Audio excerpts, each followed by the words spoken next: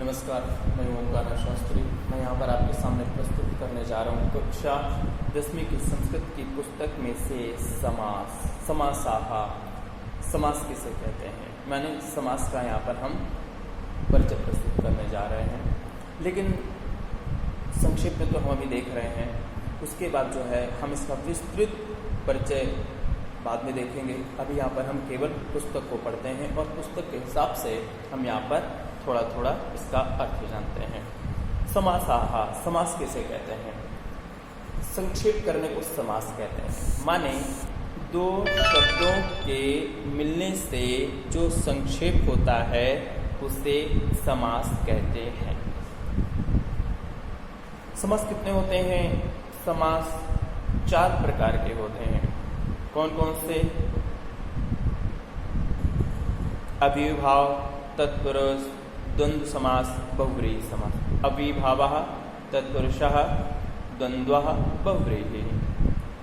यहाँ पर उसका क्रम दूसरी तरीके से रखा हुआ है। और तत्पुरुष जो है उसके कितने भेद होते हैं? 2 भेद होते हैं। कौन कौन से? विभक्ति तत्पुरुषः, उपपद तत्पुरुषः, नई तत्पुरुषः। 3 भेद यहाँ पर दिए हुए हैं। पहला होता है समानाधिकरण तत्पुरुष, दूसरा होता है व्यधिकरण तत्पुरुष। समानाधिकरण तत्पुरुष उसको कहते हैं जब दोनों पदों की विभक्तियां समान होती हैं, उसे समानाधिकरण तत्पुरुष कहते हैं। समान है अधिकरण तो समानाधिकरण तत्पुरुष हो जाता है। और उसके बाद व्यधिकरण तत्पुरुष होता है जब पहला पद द्वितीया से लेकर के सप्तमी तक होता है और उसका दूसरा पद किसी भी विभक्ति में हो, लेकिन पहला पद द्वितीया, तृतीया, चतुर्थी, पंचमी, षष्ठी, सप्तमी आदि में हो, तो पहला पद जिस विभक्ति में होता है उसी पद के नाम से उस विभक्ति का नाम पड़ता है। जैसे पहला पद द्वितीया में हो और अन्य पद दूसरा पद किसी और व्यक्ति में हो, तो चूंकि पहला पद द्वितीया में है इसलिए वहां पर द्वितीया तत्पुरुष समास होगा। जिस शब्द के पूर्व शब्द जिसका समास करना है, पूर्व शब्द अगर तृतीय विभक्ति में हो तो वहाँ पर तृतीया तत्पुरुष समास होगा। अगर चतुर्थी में है तो चतुर्थी तत्पुरुष समास होगा। अगर पंचमी में है तो पंचमी तत्पुरुष समास होगा। अगर षष्ठी में है तो षष्ठी तत्पुरुष समास होगा। अगर पहला पद सप्तमी में है तो सप्तमी तत्पुरुष समास होगा। यह है यहाँ पर। और कर्मधारय किसे कहते हैं? कर्मधारय का अर्थ होता है गुण को धारण करने वाला। गुणों को धारण करने वाला। गुण को धारण करने का अर्थ होता है कर्मधारय। कर्म माने गुण, धारय धारण करने वाला, गुण को धारण करने वाला, उसे कहते हैं कर्मधारय। जैसे कृष्णः सर्पः, कृष्णः सर्पः, काला सर्प, काला सांप। तो जहां जहां सांप जाएगा वह जो उसका कृष्णत्व है वह उसके साथ साथ जाएगा। तो इस तरीके के जो शब्द होते हैं उन्हें कर्मधारय समास कहते हैं। तो द्वंद्व समास 3 प्रकार का होता है। इतरेतर द्वंद्व समास, समाहार द्वंद्व समास और एक शेष द्वंद्व समास। लेकिन यहाँ पर जो है हम उसको ही देखेंगे। तो अब प्रारंभ करते हैं फिर से। समास किसको कहते हैं? संक्षेप करने को समास कहते हैं। द्वंद्व समास, इतरेतर द्वंद्व, समाहार द्वंद्व, तत्पुरुष समास, विभक्ति तत्पुरुष, उपपद तत्पुरुष, नई तत्पुरुष। कर्मधारय विशेषण विशेष संबंध, विशेष नाम सामान्य नाम संबंध, उपमान उपमेय संबंध, बहुव्रीहि समास, अव्ययभाव समास।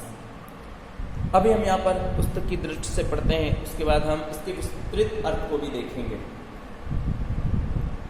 द्वंद्वः तथा च विभक्ति तत्पुरुषः, द्वंद्वः तथा च विभक्ति तत्पुरुषः इति प्रकारद्वयम् अस्माभिः गतवर्षे पठितम्। कह रहे कि हमने पहले द्वंद्व समास और विभक्ति तत्पुरुष को हमने पहले पढ़ा हुआ था। अधुना समासानाम अन्य प्रकारम जानीमः। अब हम यहाँ पर समास के अन्य प्रकारों को जानते हैं। तो क्या? समास विग्रहम कुरुतः पुनस्मरणम। फिर से एक बार स्मरण करते हैं। समास विग्रहम कुरुतः, समास विग्रह करिए। धन धान्यानि, धनम च धान्यानि च, यहाँ पर इतरेतर द्वंद्व समास हुआ है। उसके बाद मृग श्रृगालो, मृगा च श्रृगालः च, मृग श्रृगालो इतरेतर द्वंद्व समास हुआ है। शुकाः च सारिकाः च, शुक सारिकाः, यहाँ पर इतरेतर द्वंद्व समास हुआ है। हस्तपादम, हस्तौ च पादौ च एतेषां समाहारः, हस्तपादम, यहाँ पर समाहार द्वंद्व समास हुआ है। सस्य पूर्णम, सस्येन पूर्णम तृतीय तत्पुरुष समास हुआ है, सस्य पूर्णम। जल व्यवस्थापनम, जलस्य व्यवस्थापनम षष्ठी तत्पुरुष समास हुआ है। अश्मखंडः, अश्मना खंडः षष्ठी तत्पुरुष समास हुआ है। इसके बाद नीति निपुणः, नीत्याम निपुणः, यहाँ पर सप्तमी तत्पुरुष समास हुआ है। अच्छा, प्रारंभ में इसके अर्थ को भी देखते हैं। धन धान्यानि, धनम च धान्यानि च, धन और धान्य, धन और फसल जो होती है, गेहूं, धान, चावल, ये जो अन्न होते हैं उसको धान्य कहते हैं। धन और अन्न माने धन धान्यानि। मृग श्रृगालो, मृगश्च श्रृगालश्च, मृग और सियार। उसके बाद सुख सारिकाः, तोता और मैनाएं।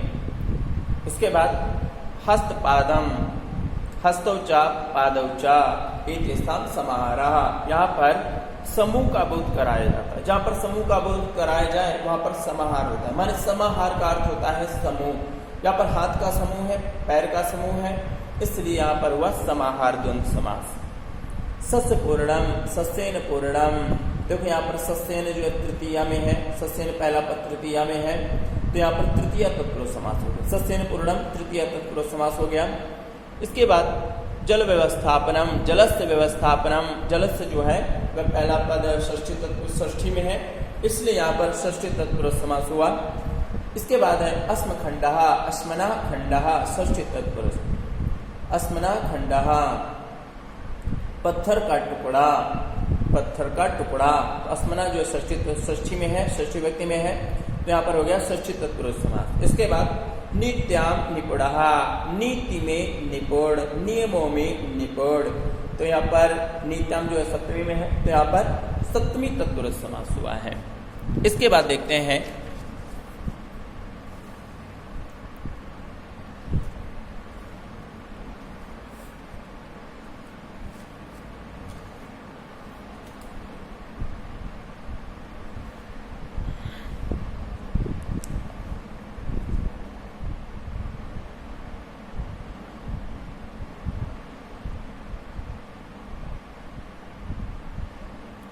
इसके बाद है उदाहरण ही रेखा चित्रम पूर्यत, उदाहरणों के द्वारा रेखा चित्र को भरिए।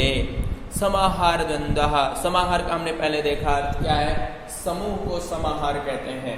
द्वंद्व माने दो चीजें हो जाना, दो को द्वंद्व कहते हैं, और समाहार समूह को कहते हैं। जहां पर भी कोई दो चीजें हो, दो से ज्यादा चीजें हो, लेकिन वह समूह का बोध कराएं तो वहां पर समाहार द्वंद्व समास होता है। तो देखते हैं समाहार द्वंद्व में कौन कौन है। अहिनकुलम, अहिनकुलम सर्प और कौन, नेवला।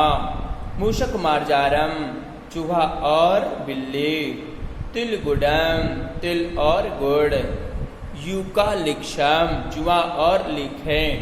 यहाँ पर आप देखेंगे कि जो दो समाहार द्वंद्व में जो दो नाम है अहिनकुलम, मूषक मार्जारम, जब दोनों एक दूसरे के शत्रु होते हैं, दो नाम हो या दोनों एक दूसरे के शत्रु हो, तो वहां पर समाहार द्वंद्व होता है।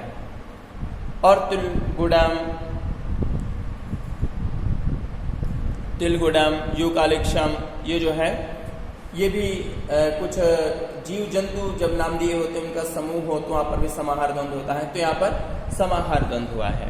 ठीक है, इसके बाद देखते हैं द्वितीया तत्पुरुषः दुखातीतः ग्रामगतः कृष्णस्त्रितः शरणागतः और कूपपतितः। यहाँ पर द्वितीय तत्पुरुष समास हुआ, उसको भी विस्तृत देखेंगे अर्थ।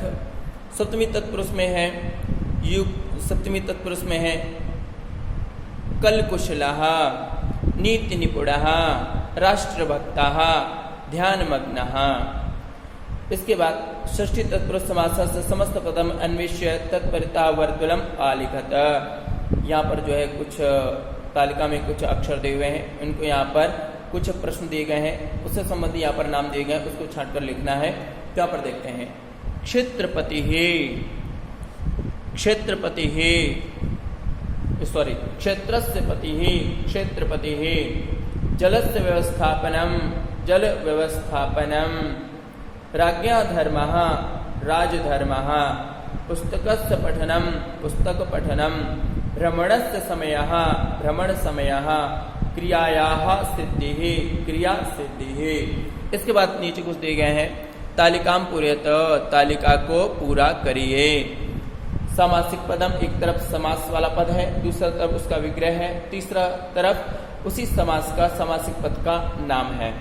चिंताकुलः, चिंतया आकुलः, तृतीया तत्पुरुष समास। प्रजाहित दक्षः, प्रजाहिते दक्षः, सप्तमी तत्पुरुष समास। चोरलुंठक भयात, चोरलुंठकेभ्यः भयम्, पंचमी तत्पुरुष समास। विदेश गमनम, विदेशम गमनम, तृतीय तत्पुरुष समास। चरण विकलः, चरणाभ्याम विकलः, तृतीय तत्पुरुष समास। पुस्तक पठन मग्नः, पुस्तके पठने मग्नः, सप्तमी तत्पुरुष समास। विद्या विहीनः, विद्या विहीनः, तृतीय तत्पुरुष समास। भुजग यमिताः, भुजगैः यमिताः, तृतीय तत्पुरुष समास। पूजार्थम, पूजायै इदम, पूजार्थम, चतुर्थी तत्पुरुष समास। मदांधः, मदेन अंधः, तृतीय तत्पुरुष समास। तो यहाँ पर हमने समास को सार संक्षेप में देखा। इसके बाद विस्तृत समास को हम बाद में देखेंगे, और तब तक के लिए आप सभी लोगों को नमस्कार।